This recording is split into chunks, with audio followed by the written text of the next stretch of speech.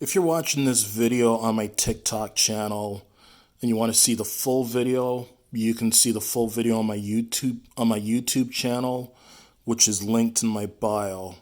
And my YouTube channel, by the way, has the same name as my TikTok channel, Jeff Alex Beckford. Anyways, I'm going to be talking about three sets of murders. Not three murders, but three different sets of murders, because there was a lot more than three people that were murdered, unfortunately. Because there was a lot more than three people that were murdered in these three separate stories. The first story I'm going to talk about is the most recent one that took place. I live in London, Ontario, Canada, where this family that I'm showing right now, the Afzal and Salman family, were brutally murdered. They were out for a Sunday night walk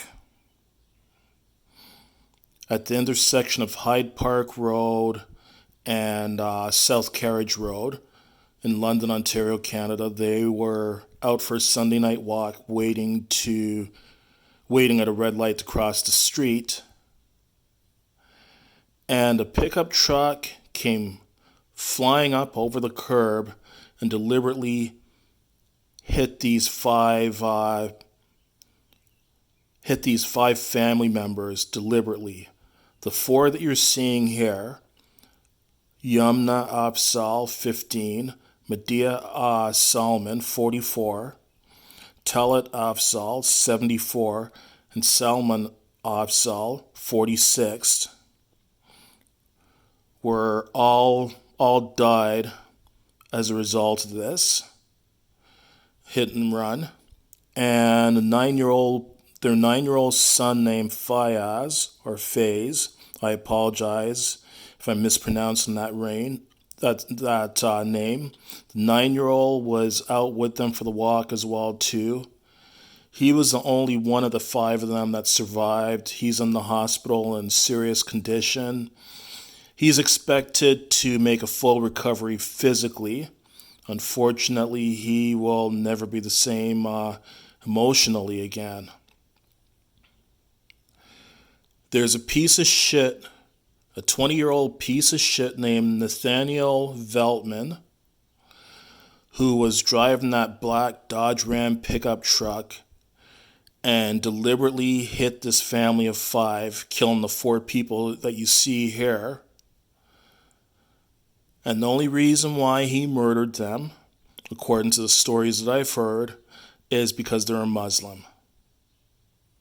He drove this pickup truck up on the sidewalk and deliberately hit this family.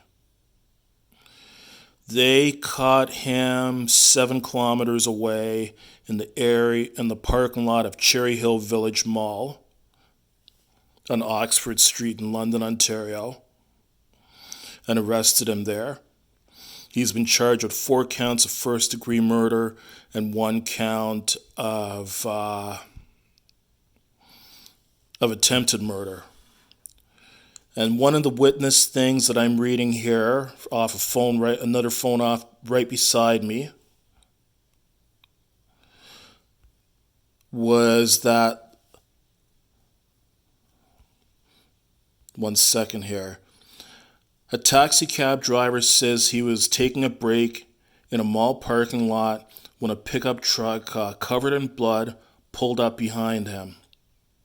The cabbie says the pickup truck driver aggressively told him to call police, saying he had just killed someone. The cab driver says the man was wearing a bulletproof vest, a military-style helmet, and clothing that appeared to have swastikas on it. The witness says the suspect was laughing as he was arrested by police.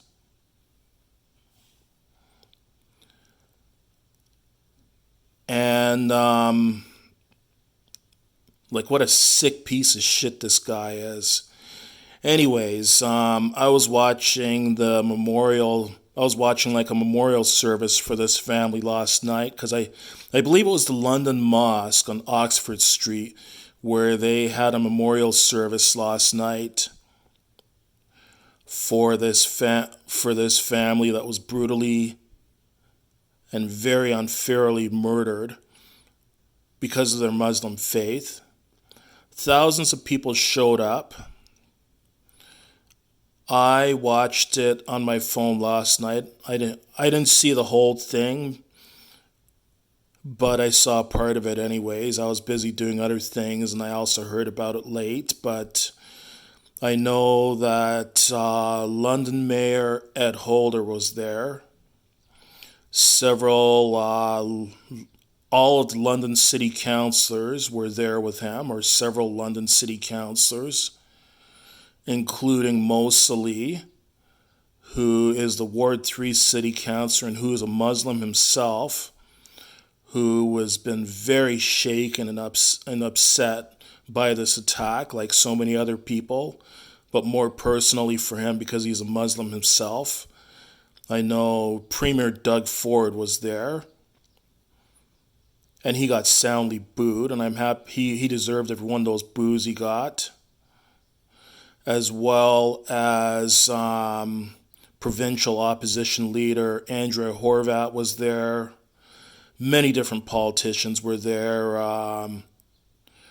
Provincial Liberal leader Stephen Del Duca was there. Provincial Green Party leader Michael Schreiner was there. Canadian Prime Minister Justin Trudeau was there. Official opposition, federal opposition leader Erin O'Toole was there, as well as federal NDP leader Jagmeet Singh, as well as the federal Green Party leader were all there. So there were many politicians, thousands of people were there. It was a very moving and warm tribute, celebration of their life and tribute to this family. And basically, we all hope that something this ugly doesn't happen again. As for this piece of shit, Nathaniel Veltman, he needs to sit. I hope he sits in jail to the day he dies. I hope he never qualifies for parole. I know it might be several years before he's tried and convicted and sentenced and all that stuff, but I hope that this guy sits in jail till the day he dies. It's a matter of fact, the vigilante side of me would like to see them just take him down to Friday Mosque and let the mosque, people attending mosque, have their way with him. So, we must remember this family. If you're religious, pray for them and all that. They did not deserve to die this way. Nobody deserves to die this way. I know I'm rambling a lot. I'm not always the best at articulating my thoughts, but I just felt the need to do this video and get this off my chest. Another murder that I've been hearing a lot about in the last 2 weeks, as a matter of fact, I heard about it 2 days ago, that has me very pissed off and disturbed, is the murder of this woman right here. This woman's name is Barbara Kentner. She's a 34-year-old woman from Thunder Bay, Ontario, Canada. She was murdered by this piece of shit right here, 22-year-old Braden Bushby. So back in January of 2017, I believe this happened. Barbara Kentner was walking with her sister along a road or sidewalk in Thunder Bay, Ontario, Canada. And Bushby was a passenger in this pickup truck. As this pickup truck drove by this woman and her sister, Bushby deliberately threw a trailer hitch out the window, and it hit Barbara Kentner in the stomach. As this trailer hitch hit Barbara Kentner in the stomach. Bushby, the piece of shit that he is, laughed and said, "Got one." He was 18 at the time. He's now 22. Basically, this woman, Barbara Kentner, was an Aboriginal woman.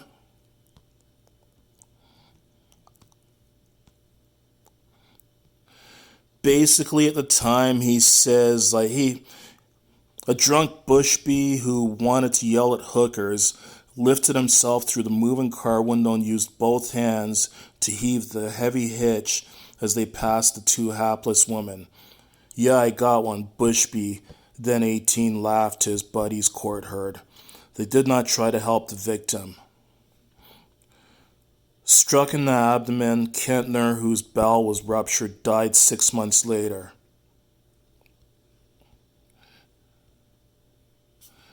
All because she was an Aboriginal woman. The conclusion of the judge in this story was that she was murdered for being a woman because she referred to it as misogynistic murder. I believe she was murdered for being an Aboriginal woman. And unfortunately, the thing I was also reading too is, unfortunately, these type of attacks, not always deadly attacks, but these type of attacks are common on Aboriginal women up in Thunder Bay, Ontario, Canada.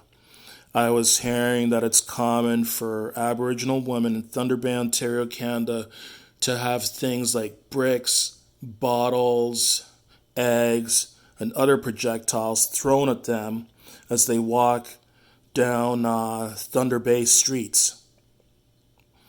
Absolutely sick and disgusting. And all this piece of shit got was 8 years in jail. First of all, he was convicted of manslaughter. He was initially charged with second-degree murder, and I don't know if he did a plea bargain or what, but he only got convicted of manslaughter. This guy should be charged with first-degree murder, convicted of first-degree murder. He's another person that, in my opinion, needs to spend life in jail with no chance of parole ever. Just like in the case of that Muslim family of 4 that was murdered in London, Ontario, Canada, this past Sunday. He did not know the victims, and it was just strictly racially motivated. He murdered this woman for being Aboriginal. He's a piece of shit who, personally, I believe in an eye for an eye, tooth for a tooth. Someone should throw a fucking trailer hitch at him and leave him injured, lying in a hospital for 6 months before he fucking dies. Again, absolutely unforgivable and sickening. 8 years in jail is not nearly enough. This woman did not deserve to have that happen to her. Nobody deserves to have that happen to them.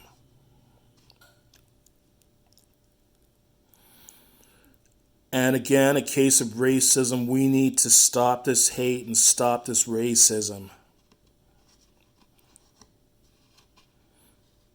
Absolutely sick, disgusting case. I don't know what the hell's wrong with people. And at this point in my life, I have almost zero faith in humanity. I don't know what the fuck is wrong with this world, what's wrong with the people in this world. And another set of murders that has really pissed me off and sickened me in the last 2 weeks that we've been hearing about as Canadians and around the world, again, is the remains of 215 children found buried at a former BC residential school, First Nations says. So this residential school was in Kamloops, British Columbia, Canada. And for people around the world that don't know, and even some people within Canada that don't know what a residential school was. So residential schools were initially set up, I believe, in the 1800s in Canada. And basically, the function of these residential schools was to take Aboriginal children, kidnap them away from their families, and put them in these residential schools and abuse them in every way, shape, or form imaginable. Physically abuse them, like they would beat them with a strap or with a stick for speaking their own language, and for anything else that they felt like beating them for. They were sexually abused, they were verbally abused in every which way. And these residential schools were basically a way to rob them of their culture. They weren't allowed to speak their native language. They'd get beaten and otherwise abused for speaking their own language.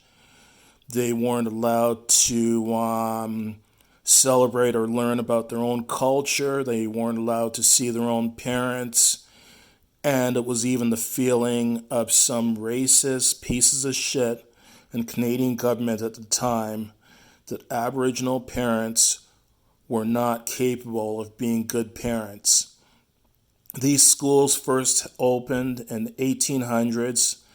I understand there was over 300 residential schools across Canada. And the last residential school in Canada didn't close until 1996. 215 children were found buried just at this one residential school alone. Who knows how many more might have been buried there, and who knows how many thousands, possibly maybe even millions, of innocent Aboriginal children were murdered and buried at various residential schools across Canada. Like, I think this is just scratching the surface.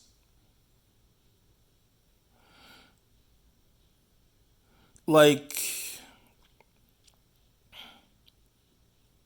the Aboriginal people were the first people of Canada, and this is the way that they've been treated. I love Canada, and I think that there's a lot of reasons to love Canada and love being Canadian. But this is one part of Canadian history that just sickens me to my stomach. And the sad thing is that some of the people that were responsible for these residential schools have statues in their memory. They have streets named after them. They have highways named after them. They have airports named after them. They have parks named after them. One of those people was Egerton Ryerson, I believe his name was. He has a university in downtown Toronto called Ryerson University, named after him. He has up statues across the country. There's a school right here in London, Ontario called Ryerson School. I don't know if it's a high school or elementary school. His name needs to be removed off of all these things. Anyone associated with these residential schools that's responsible for setting up or condoning these residential schools should have their name, their statues removed, and their names removed off of everything. They shouldn't have anything named after them. And the first Prime Minister of Canada, John A. Macdonald, he's another one who was responsible for setting up these residential schools. His name should be removed from everything. I don't care if he was our first Prime Minister. Fine, I can understand plaques being put up and him being printed in our history books to let people know that he was the first Prime Minister of Canada. But on these plaques, they should state, besides stating that he was the first Prime Minister of Canada, also state what kind of a horrible genocidal piece of shit that he was. He was a fucking murderer.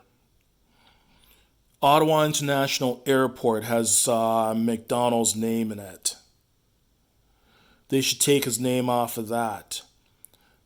The busiest highway in Canada, in fact, one of the busiest highways in the world, Highway 401, that runs from Windsor, Ontario, Canada, up to the Ontario-Quebec border. It's like over 800 kilometers long. The name of that highway is also the McDonald-Cartier Freeway. McDonald's name should be taken off of that. He should have his name removed from everything. And this is absolutely shameful and sick and disgusting. And anybody who anybody responsible for the atrocities at these residential schools who is still alive needs to be brought to justice and tried for murder and spend the rest of their life in jail. I don't fucking care if they're 100 years old. Anyone who is still alive, who's responsible for the atrocities that occurred at these residential schools, needs to be brought to justice. We need to stop this hate. We need to stop the murder. We need to stop the assault. We need to stop the rape. We need to stop all these crimes. And I support freedom of speech 100%, and I support freedom of expression, but I'm sorry. Well, actually, sorry, not sorry. To me, hate speech is not free speech. I mean, I know there's been various people that have talked about making hate speech a criminal offense, and I agree. Hate speech should be a criminal offense because hate speech is not free speech. We need to stop the hate. We need to treat each other the way that we want to be treated. This has got to end. Love, not hate.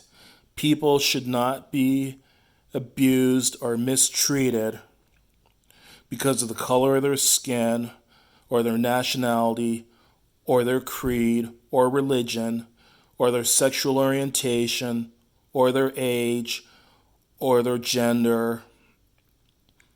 People, as Dr. Martin Luther King Jr. said, people should be judged by the content of their character. I know this is a long video. It was a preachy video. It was a rambly video, but I need to get this shit off my chest. These are things that just bother me and will continue to bother me. And if you have a heart and you bleed red, they should bother you too.